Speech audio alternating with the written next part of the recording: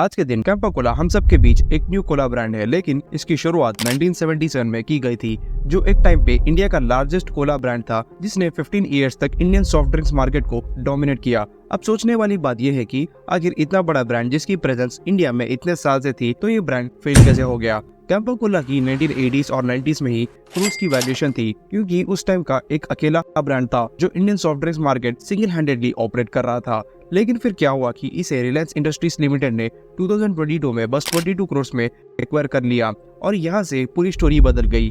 जो brand survive करना भी मुश्किल हो गया था, वो ब्रांड आज के दिन पेप्सी, कोको कोला जैसे बड़े ब्रांड से कम्पीट कर रहा है। आखिर रिलायंस ने ऐसा क्या कर दिया जिससे लोग कैंपा कोला की तरफ अट्रैक्ट हो रहे हैं। और कैंपा कोला की रिलॉन्चिंग के बाद से ही कोको कोला ने अपने कोला प्राइसेस डाउन कर दिए। जो पेट बॉटल्स कैंपा कोला से पहले 25 रुपीज की प्राइसिंग में बिकते थे, अब उसकी प्राइसिंग 20 रुपीज कर दी। और तो और टाटा कंज्यूमर प्रोडक्ट्स ने भी अपने टाटा ग्लूकोज के मार्जिन चेंज कर दिए। कैंपा कोला क्लास का वो बैक बेंचर है जो पेप्सी और कोको कोला जैसे क्लास के टॉपर्स को टक्कर दे रहा है।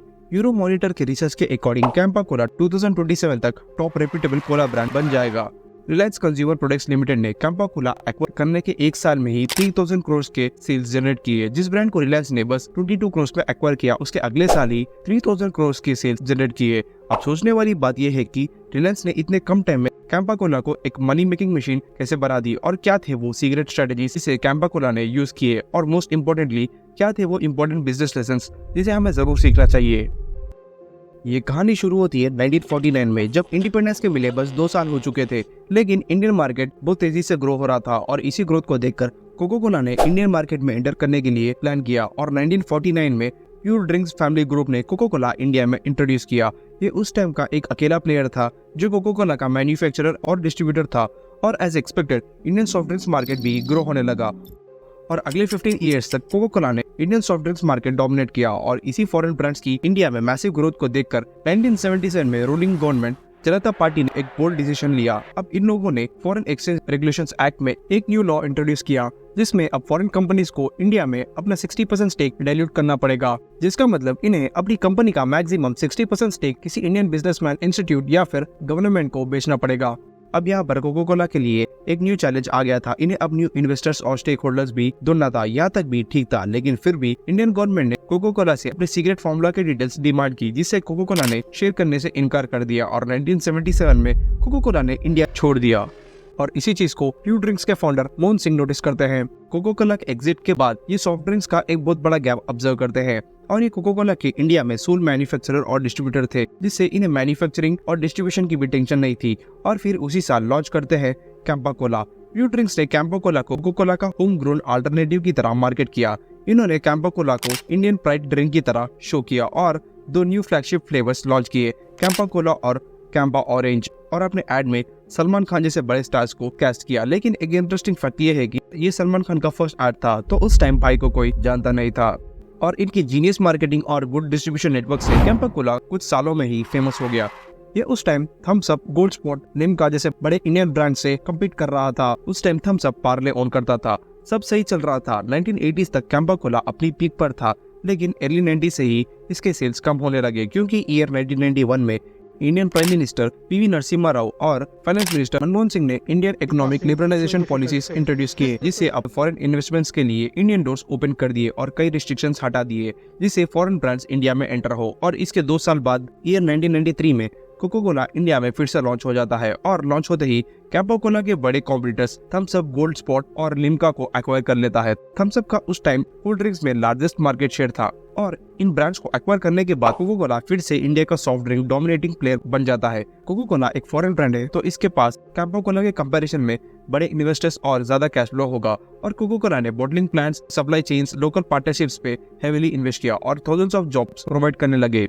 कोको कोला ने थम्स अप को अपने कोक में मर्ज करने के बदले थम्स अप को अलग से प्रमोट करने लगे, जिससे थम्स अप के लॉयल कस्टमर्स भी कोको कोला के साथ जुड़े रहे। और ये नहीं, कोको कोला ने स्प्राइट, फैंटा जैसे न्यू ब्रांड्स इंडियन ऑडियंस को ऑफर करने लगे, जिससे कैंपा कोला अपनी मार्केट पोजीशन धीरे धीरे लूज करने लगा। अर्ली 2000s तक कैंपा के दिल्ली बॉटलिंग प्लांट्स और ऑफिसेस क्लोज हो गए थे, और 2009 तक हरियाणा के एक छोटे से स्टेट में कैंपा कोला बिक रहा था। तो दूसरी तरफ रिलायंस ग्रुप अपना रिलायंस रिटेल और जियो मार्ट के थ्रू कंज्यूमर गुड्स और रिटेल बिजनेस ग्रो करने लगे, और इनकी प्रोडक्ट लाइन में सॉफ्ट ड्रिंक भी इंट्रोड्यूस करने की सोच रहे थे, जिससे इनकी प्रेजेंस बेवरेज सेगमेंट में भी एक्सपैंड हो। और तभी रिलायंस कैंपा कोला को नोटिस करता है और ईयर 2022 में कैंपा कोला 22 करोड़ में एक्वायर कर लेता है। इनका कैंपा कोला एक्वायर करने का मेन रीजन ये था कि कैंपा एक नॉस्टैल्जिया और नेशनल आइडेंटिटी ब्रांड है जिसकी प्रेजेंस 1977 से इंडियन मार्केट में थी, लेकिन लैक ऑफ मार्केटिंग की वजह से ये कस्टमर्स तक नहीं पहुंच रहा था। तो इसे रिलायंस ने एक्वायर करने की सोची, जिससे ये अपने स्ट्रॉन्ग नेटवर्किंग के थ्रू पेप्सी, कोको कोला जैसे बड़े फॉरेन ब्रांड से डायरेक्टली कम्पीट कर सके। रिलायंस ने कैंपा कोला में ये 4 स्ट्रेटेजीज यूज किए, जिससे इसने अपने पहले साल में ही 3000 करोड़ के सेल्स जनरेट किए। 1. Leveraging nostalgia and national identity. Campa Cola 1970s और 80s का लीडिंग कोला ब्रांड है जिसने single handedly Indian soft drinks market को डोमिनेट किया। इसी चीज को रिलायंस ने ऑब्जर्व किया क्योंकि इंडियंस नॉस्टैल्जिया प्रोडक्ट्स पे ज्यादा अट्रैक्ट होते हैं, इसीलिए आज भी क्रेट जैसे बड़े ब्रांड्स 90s के थीम बेस्ड एड्स रन करते हैं जिससे ये ऑडियंस की अटेंशन गेन कर सके, और रिलायंस ने भी एग्जैक्टली यही किया। फॉर एग्जाम्पल, कैंपा कोला के बॉटल्स पे लिखा रहता है कि 50 इयर्स ऑफ सेलिब्रेशन, जबकि ये ब्रांड 1977 में शुरू हुआ था और इसके बस 47 इयर्स ही कंप्लीट हो चुके हैं। लेकिन जब कोई न्यू कस्टमर कैंपा खरीदता है और देखता है कि इस ब्रांड 50 इयर्स हो चुके हैं, तो इसे कैंपा पे ट्रस्ट बिल्ड होता है और नेक्स्ट टाइम भी ये कैंपा ही प्रेफर करेगा और इसे इंडियन लोकल ब्रांड की तरह मार्केट करने लगे। इस स्ट्रेटेजी से consumers made in India product support करने लगे। कैंपा ने अपने ऑडियंस से इमोशनल टच बिल्ड किया जिससे ये फॉरेन ब्रांड से कम्पीट कर सके। 2. Aggressive pricing strategy. Campa cola ने कोको कोला और पेप्सी से कम्पीट करने के लिए अपने कोला प्राइसेस डाउन कर दिए। रिलायंस का एक मेन गोल था कि इनका ड्रिंक सबसे अफोर्डेबल रहे, क्योंकि इसी प्राइसिंग एडवांटेज की वजह से ये अर्बन और रूरल एरियाज में कॉस्ट कॉन्शियस कंज्यूमर्स को अट्रैक्ट कर रहे थे। ये कैंपा कोला को बिना कोई क्वालिटी में कॉम्प्रोमाइज करे बजट फ्रेंडली चॉइस प्रोवाइड कर रहे थे। For example, recently Durga Puja celebrations में कैंपा कोला ने अनबीटेबल प्राइसेस ऑफर किए। जब कोक और पेप्सी अपना 600 ml की बोतल 40 रुपीज में बेच रहे थे, तो दूसरी तरफ कैंपा कोला ने अपनी 600 ml की बोतल 30 रुपीज में बेचने लगे, जिससे ये बजट कॉन्शियस कस्टमर्स का अटेंशन गेन कर सके। 3. Expensive distribution network. रिलायंस के पास रिटेल चेन में एक बहुत बड़ा नेटवर्क है और इस चेन का नाम है रिलायंस रिटेल और जियो मार्ट, और इनके ये रिटेल नेटवर्क के थ्रू इन लोगों ने ये इंश्योर किया कि कैंपा कोला इनके हर एक स्टोर में अवेलेबल हो। और रिलायंस ने कई सालों से थर्ड पार्टी स्टोर्स और वेंडर से अच्छे रिलेशंस बिल्ड किए थे, जिससे अब इनके प्रोडक्ट्स वहां पर भी प्लेस करने लगे, जिससे इनके प्रोडक्ट्स अर्बन, सेमी अर्बन और रूरल एरियाज में क्विकली एंटर हो, जिससे ये अपने कॉम्पिटिटर से ज्यादा कंज्यूमर्स तक रीच आउट हो और इनसे एक कदम आगे रहे। 4. Cost leadership strategy. इस स्ट्रेटेजी के थ्रू रिलायंस ने अपने प्रोडक्ट्स वेंडर्स, डिस्ट्रीब्यूटर्स और सप्लायर्स को लोअर मार्जिन में बेचने लगे, जिससे ये कॉस्ट सेविंग वेंडर्स और कस्टमर्स दोनों को अट्रैक्ट करने लगे, जिससे इनके प्रोडक्ट्स मार्केट कॉम्पिटिटर से ज्यादा अवेलेबल हो। रिलायंस की इस स्ट्रेटेजी के थ्रू अब ये वेंडर्स को लार्ज क्वांटिटी में प्रोडक्ट्स मैन्युफैक्चर और डिस्ट्रीब्यूट करने लगे। और यही नहीं, कैंपा ने अपने 2 नए फ्लेवर्स लॉन्च किए। इस प्रोडक्ट डाइवर्सिफिकेशन की वजह से ये वाइडर ऑडियंस को रीच कर सके। न्यूजीलैंड हाइपर कलेक्टिव के ग्लोबल चीफ क्रिएटिव ऑफिसर केवी श्रीधर ने कहा है कि Unilever tried a lot to revive Liril but failed. Bajaj tried a lot to sustain Chetak but failed. Certain brands cannot make a comeback until they do not interact with new set of customers. जिसका मतलब 90s का nostalgia brands को फिर से comeback करने के लिए ये अपने न्यू सेट ऑफ कस्टमर्स को कुछ यूनिक ऑफर करना पड़ेगा। और एग्जैक्टली इसी तरह कैंपा कोला ने नॉस्टैल्जिया, अफोर्डेबिलिटी, अवेलेबिलिटी और वैरायटी के थ्रू मार्केट में अपने आप को पोजीशन किया, जिससे कैंपा कोला इस highly complicated Indian soft drinks market में दूसरे ब्रांड से स्टैंड आउट कर सके। और आज के दिन सॉफ्ट ड्रिंक सेगमेंट का $8.85 बिलियन का मार्केट है और इस मार्केट की ईयरली 5.40% की एनुअल ग्रोथ है। और कैंपा कोला का एक फेमस स्लोगन भी है, नए इंडिया का अपना ठंडा।